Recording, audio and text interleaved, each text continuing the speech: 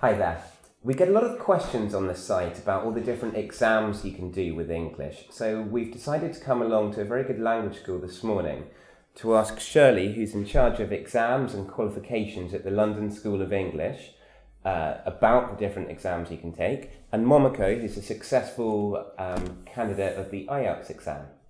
So, Shirley, there's so many different qualifications. Why is the IELTS in particular one that many people try and do? Because it's the gateway to university. IELTS is the exam that you need to get into university and for further study. There are other exams that you can take, but IELTS is by far the most popular. And if you have a level of 6.5 or 7, you can go on to do whatever it is that you want to do in your life.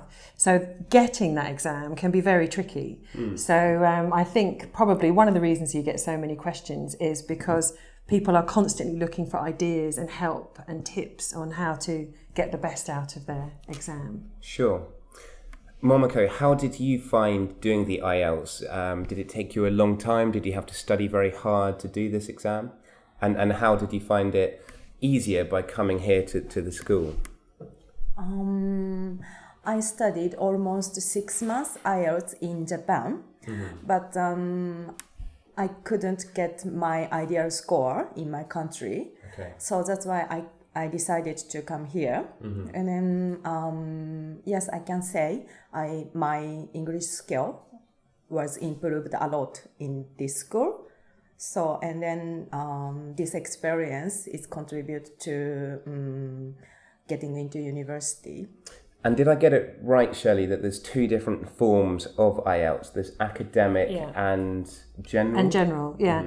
By far the most popular one is the academic one. But if you want, if you need an exam for visa purposes or for immigration purposes, you can use a general IELTS, which is a slightly different exam. Actually, the writing paper is different and the reading paper is different, but the speaking and the listening is the same. Okay. On the general English exam, the writing is much more about the kind of writing that you would have to do if you were living in a country, so it's letters, and the reading is more about understanding life around you. The type of IELTS that you probably get questions about is academic, and the writing is a sample of the kind of writing you can expect to produce at university, and the same with the reading. It's the kind of text that you will need to access, and they are very difficult, but they're designed so that they can test every level from a beginner right through to advanced.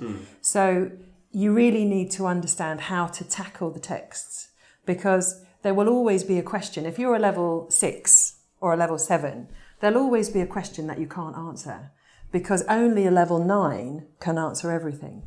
And if you don't know how to tackle these texts, it can really feel like an impossible task. But it's not. You just need to know what you're doing.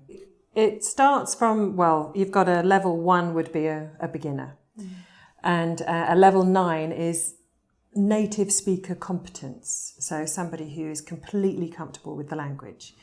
And everywhere in between. So if you're looking at what you want for university, it will generally start around a level 6. And a level 6 will get you into a lot of universities, but you'll find your course quite stressful because it's pretty low. It'll get you in the door, but if you want to really succeed, you need more than a 6. And I would say you should aim for a 6.5 or a 7 to feel really comfortable. And it's not always IELTS that will get you there, because often you need more general English. You need to understand more about English in general before you can understand the academic side.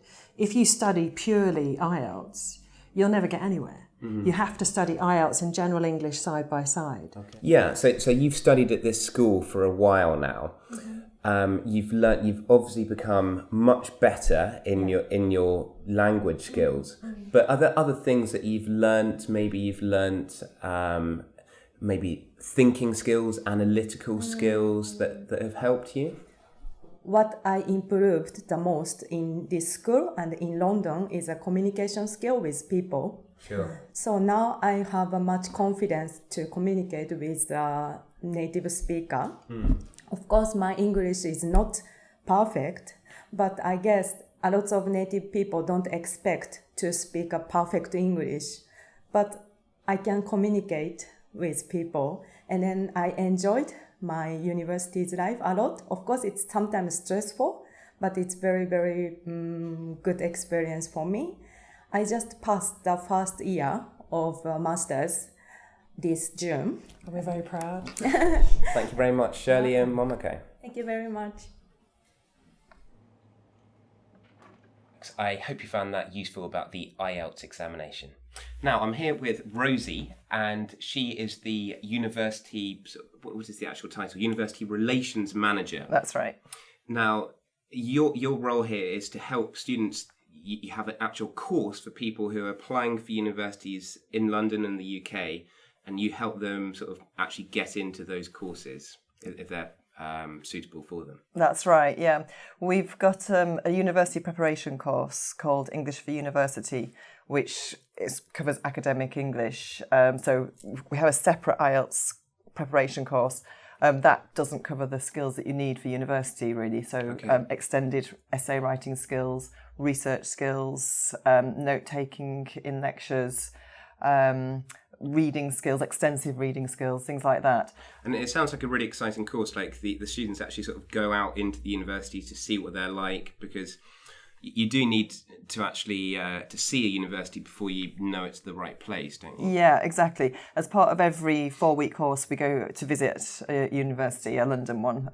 And as part of that, they have a campus tour. They go to the student cafeteria. They're often shown round by a student there, and they have a taster lecture. So they actually sit in a lecture, they listen to it, whatever subjects covered on the course that month. They have a lecture that's associated with it. They take the notes and they experience the real thing. So I think it really helps them have a clear idea of what university's like.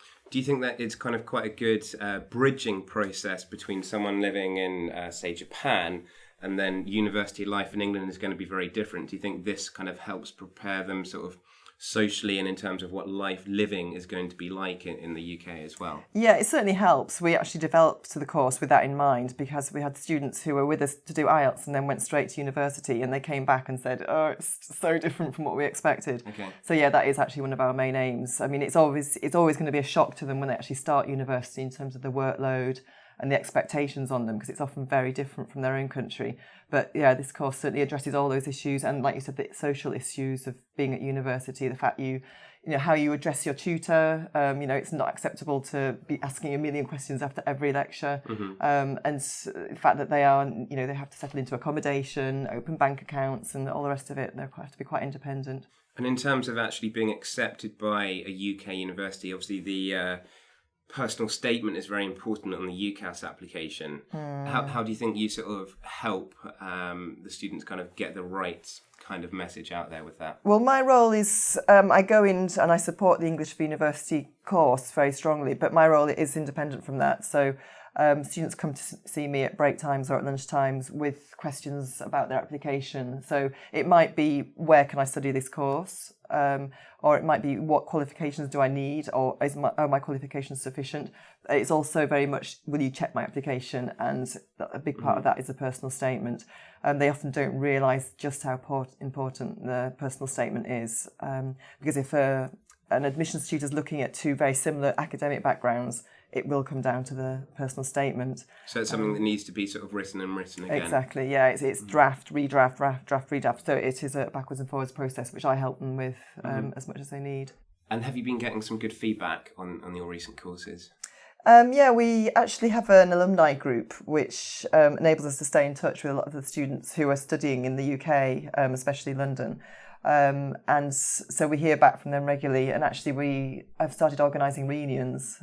So yeah, we do hear back. We manage to keep in touch with the students, and the feedback we get is really positive. They do still find it quite difficult to adapt to university, or some do, but they're always eternally grateful for the courses. They say that without them, they often wouldn't have got to university, or they wouldn't have survived.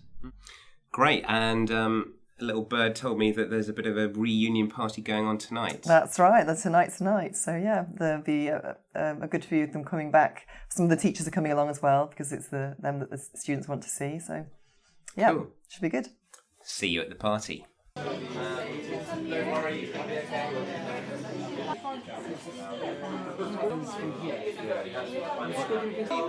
there's Swedish, but teaching English in secondary schools. So, yeah.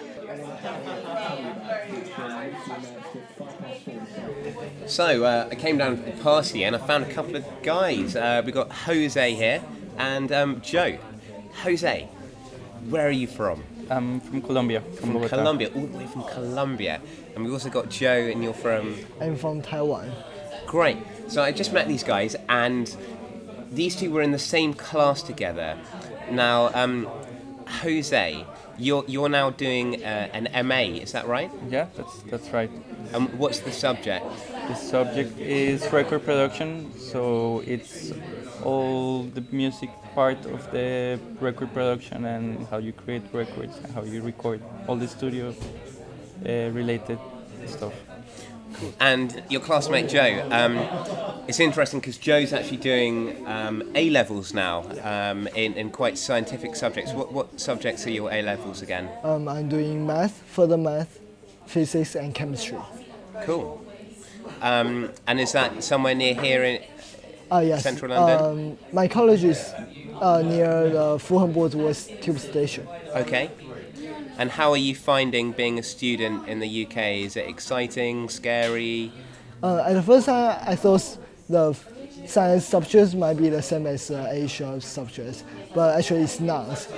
Here, they demand you to think about more deeply and require quite a lot of English. Sure.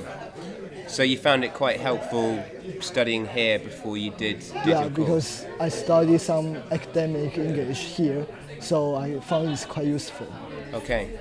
And just because most of our viewers are learning some English at the moment on the internet, why would you encourage them to actually come to London or an English-speaking country and immerse themselves in the life and possibly a language school?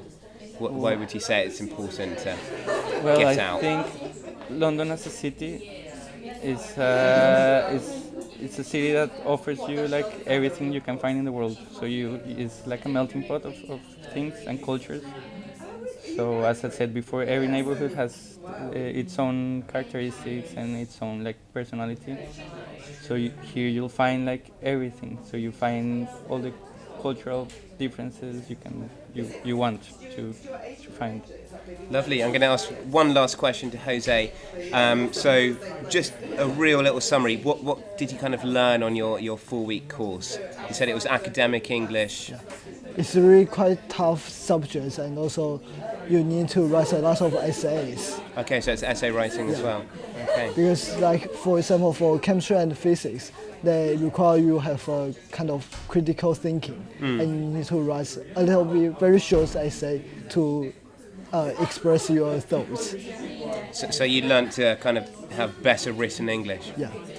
Great. Well, thank you so much for coming and speaking. And I don't want to hold you any longer. So enjoy the party. And thank you very much for watching this video. Hope it's helped.